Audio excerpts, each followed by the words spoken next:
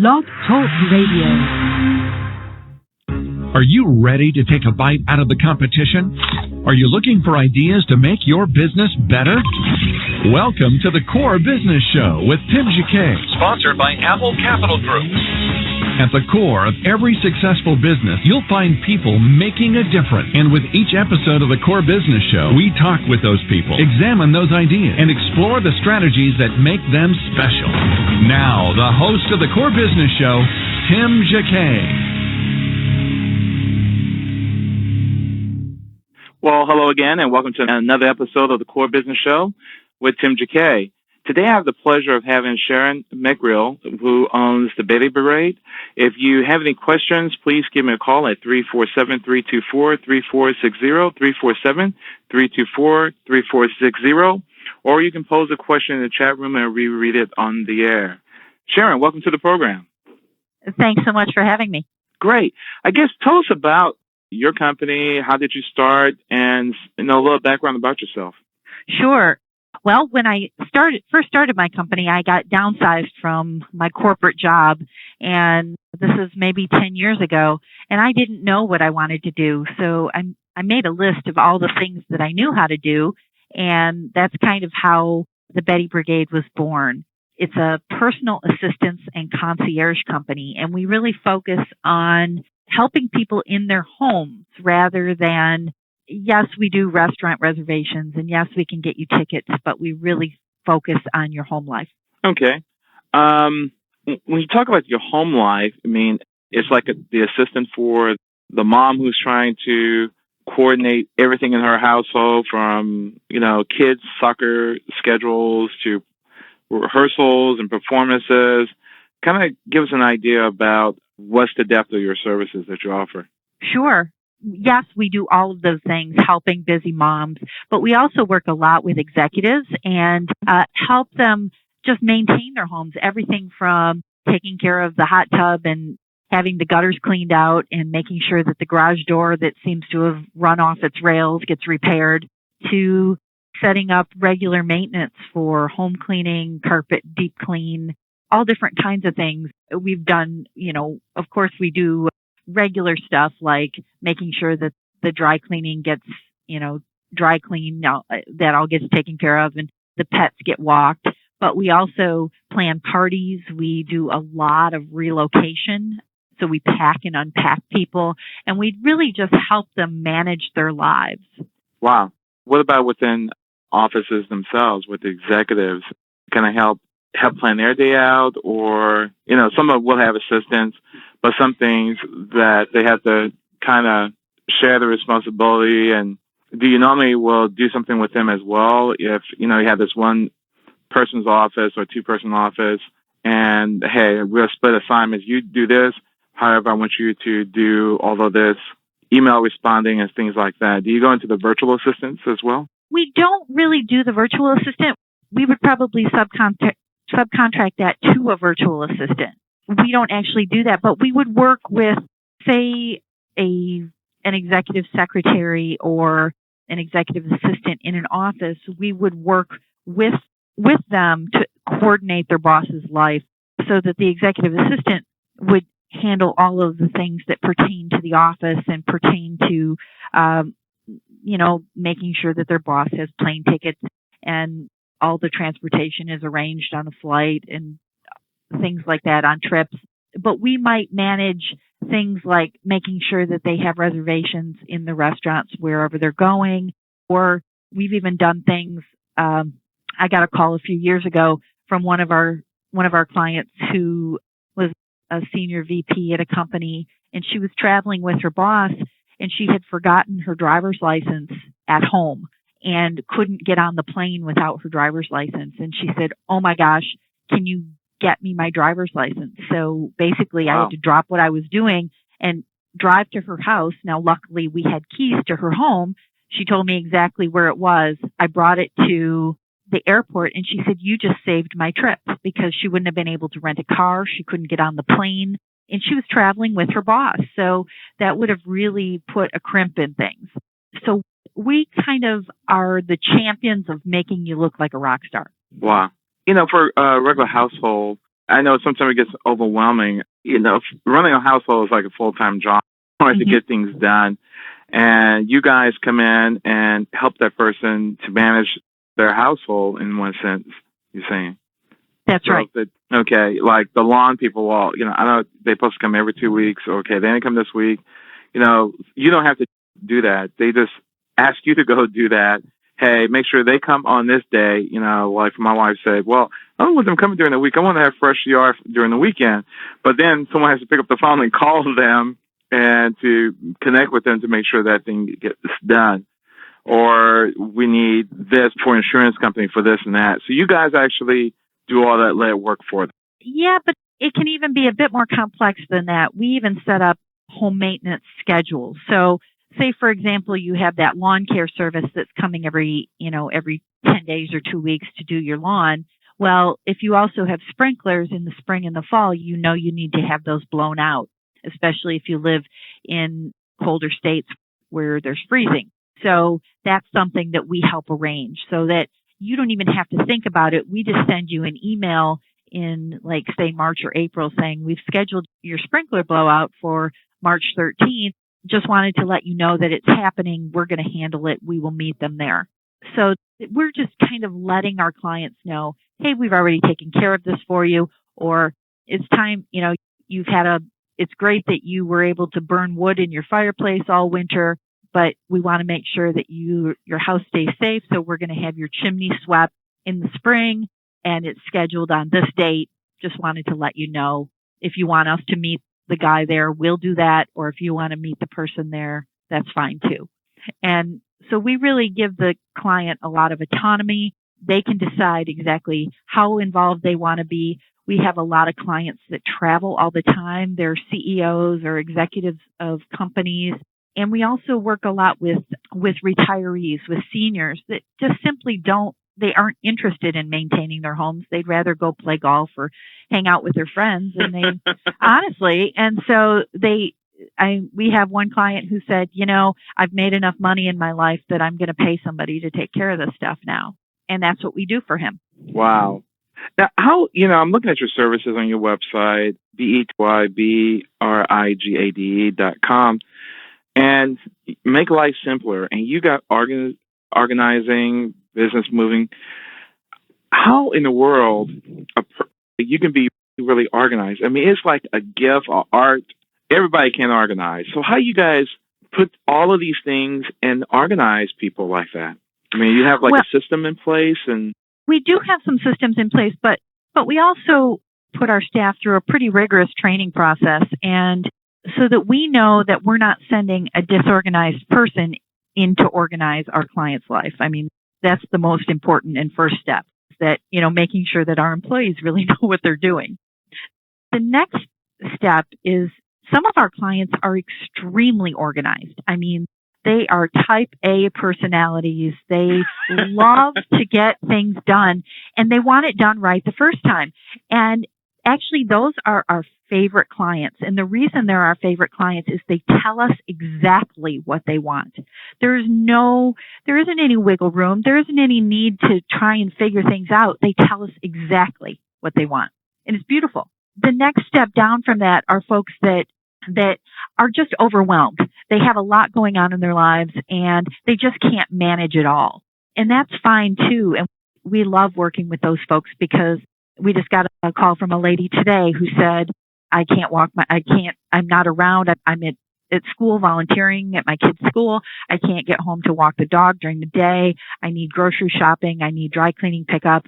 I need a shuttle service for my kids between musical appointments.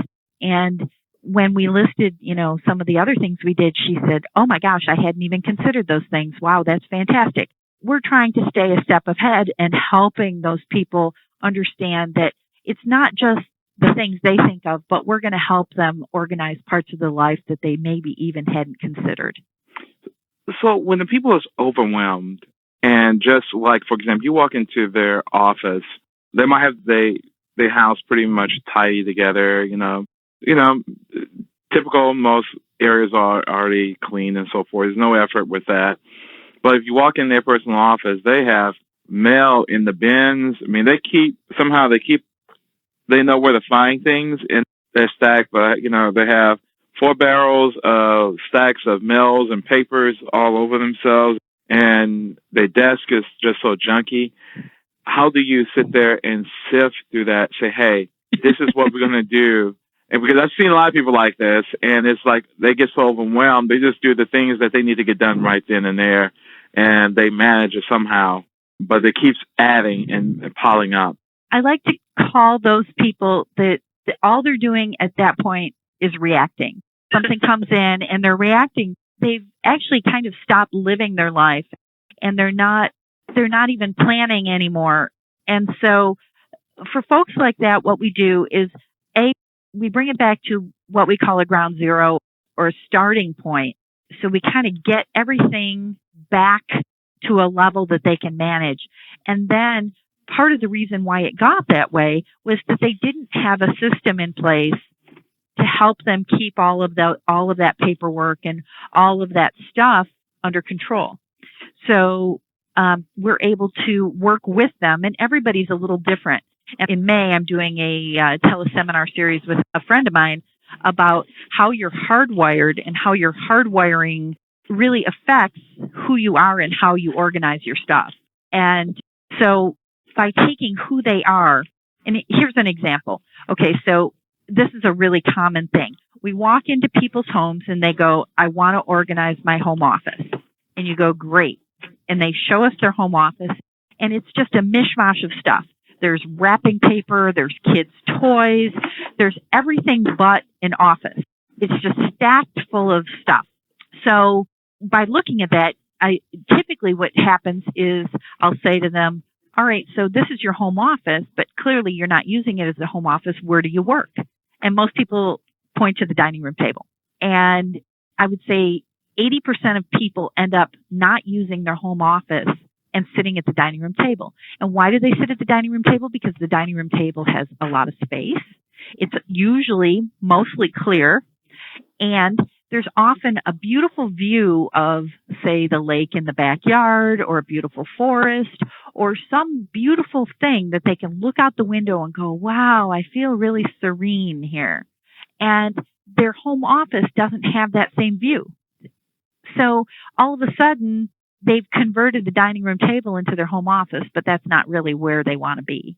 I mean, they wanted to be in a real home office, but they've moved to the dining room table. So from there, we say, okay, so maybe we should pick a room where you have a better view, or maybe we should reconvert your home office back into what's really an office, and take the kids' toys out, and remove the wrapping paper, and stop making it a dual use room or a multi-use room, and really convert it into what it's intended to be. Wow. When you have, for example, that person who is that disorganized, well, I'm going to say that disorganized, but do have all these boxes of things, do you set them a paper filing system because they're going to, over time, outgrowing that? Or do you go to the point of, hey, let's go electronic and scan some of these things that you want to preserve and put into a kind of electronic document, which will free you some space in your office? Do you do it both ways? I know one way would take a while to do, to scan everything and organize it that particular way. But I guess if you do the scanning way, then if you can teach them how to, when something comes in, scan it quickly and file it, then they won't have all the papers in front of them. It's really up to the client. Okay. Some clients are really amenable to that. They think it's fantastic, and they say, yeah, that sounds great. Then I can just, have everything at my fingertips. I can search it all electronically, and they love the scanning. Other people say, no way, I don't want to do that. I'm not interested in that. These are usually the people that, they don't want to put their credit card online. They don't have electronic banking, and that's okay. It's just a matter of working with the client that you have in front of you and getting them as comfortable as you can with a system that they will actually use, because the most important part of any kind of organizing or any kind of filing system is, will the client use it? Because the organizer can put in whatever system they want to put in, but if the client doesn't use it, then it didn't work. Wow. What are some of the strangest things you've been asked to do for your busy clients? Well, there have been a lot of strange things, and some of them are quite unmentionable, honestly. What I might be better off telling you is some of the strange things we've found in people's homes, because part of what we do is sometimes we're hired. Go ahead. That's even scarier. Well, sometimes we're hired by trust officers at banks after a family member has passed. The house is in a trust, and our company is hired to go in and liquidate the estate and sell off as much as we can. And usually the bank trust officer gives us a list of the things that the family members are looking for. And it includes things like stock certificates and insurance certificates, things like that most bankers are looking for. But we always come across strange things. And the strangest thing that I personally have found, I was clearing out, it was a hoarder's home. And we were in this lady's house for probably about, a month. It was a really big job. And I was clearing out her dresser drawer, and I pulled out this little tiny jar. It was like a baby food jar, and it was full of teeth, like, teeth that had fallen out of someone's head. And I was like, ooh, yuck, teeth. And then I realized why they'd been saved, because there were gold fillings in all the teeth. And so we were able to take these teeth to a gold salesperson, people who rebuy gold, and sell them on behalf of the on behalf of the family, so that the family got that money that were in the fillings of the gold teeth. And that's pretty strange.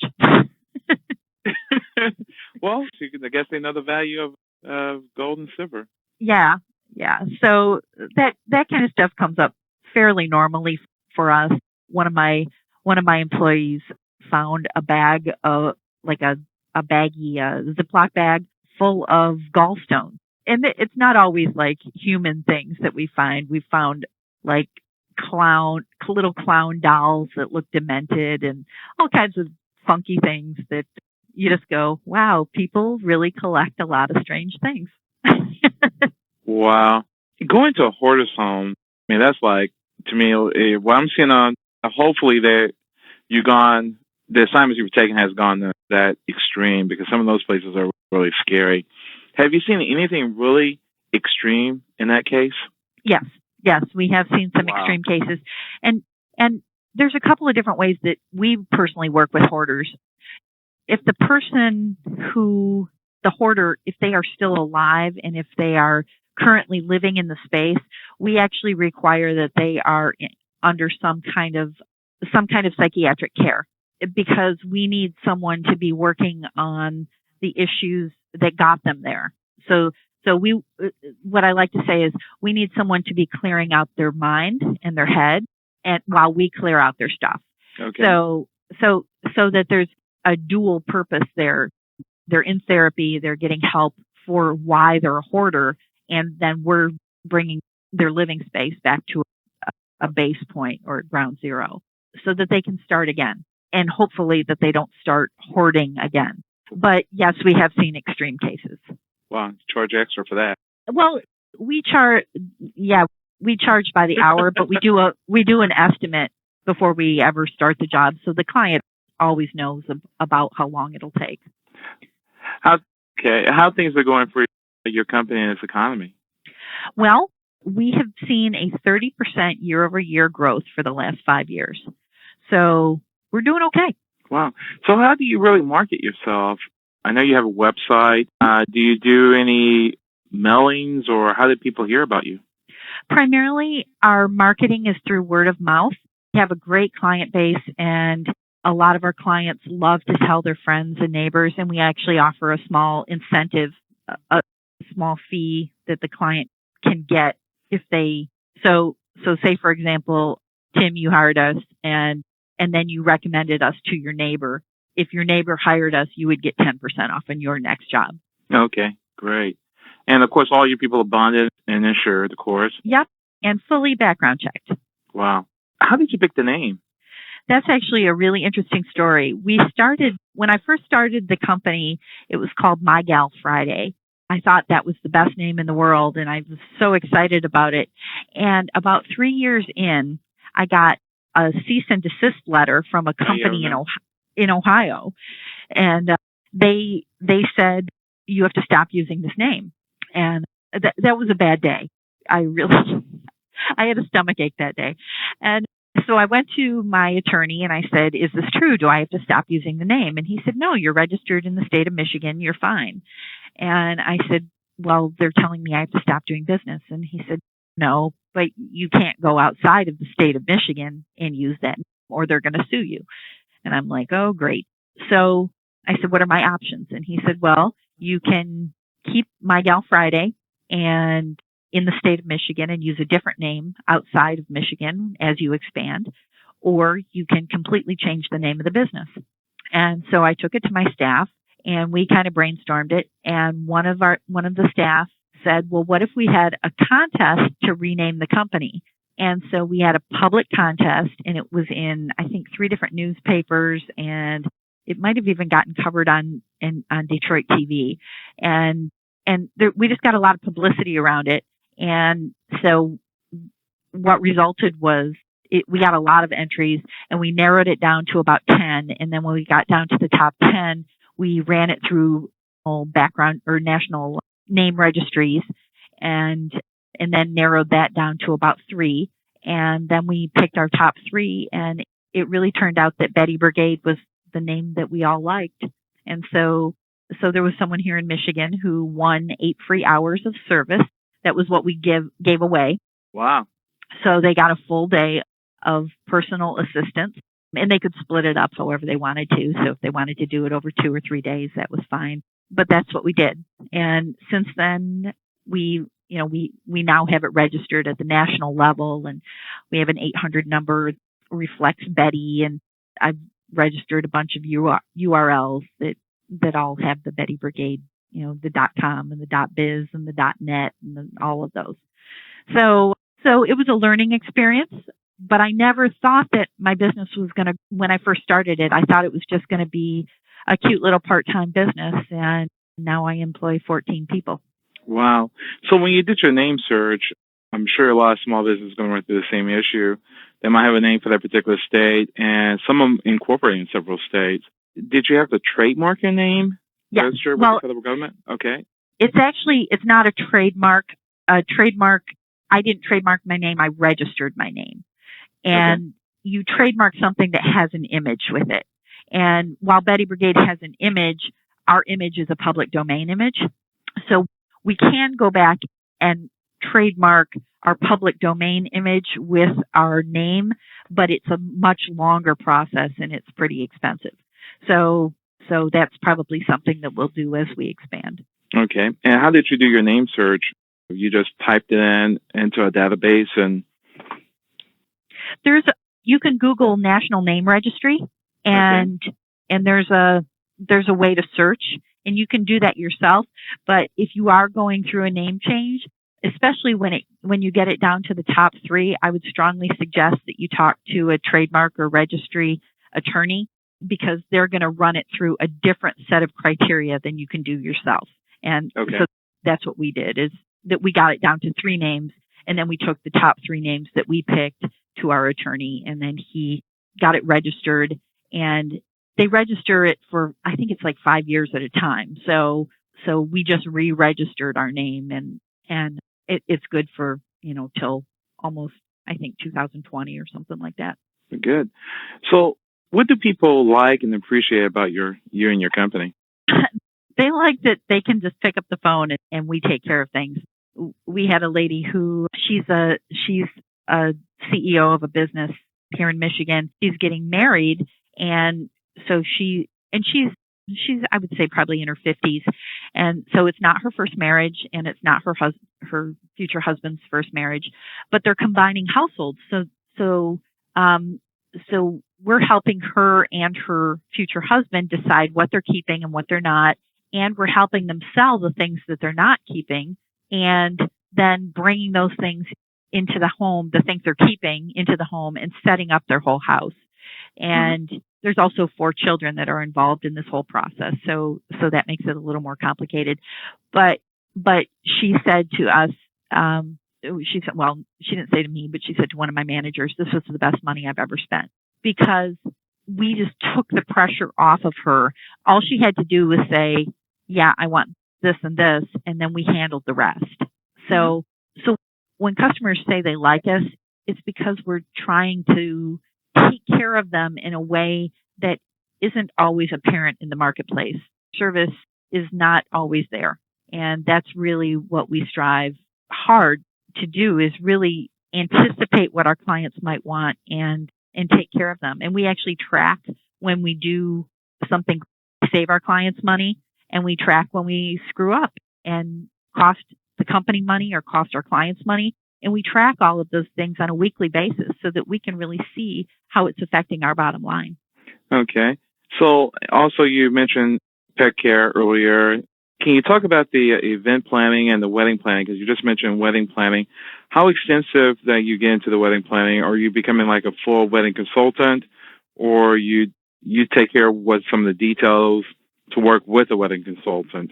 Typically, the client hires us as the wedding consultant. Okay. So we're not usually working with an additional wedding planner. We usually are the wedding planner. And in most cases, the client, when they come to us, the bride comes to us and she'll say, I've got, my dress, I have the church, I have a place for the reception, but I need this and this.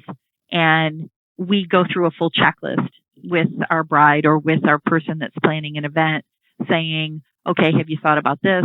Have you thought about this? Do you need this? Is there a theme?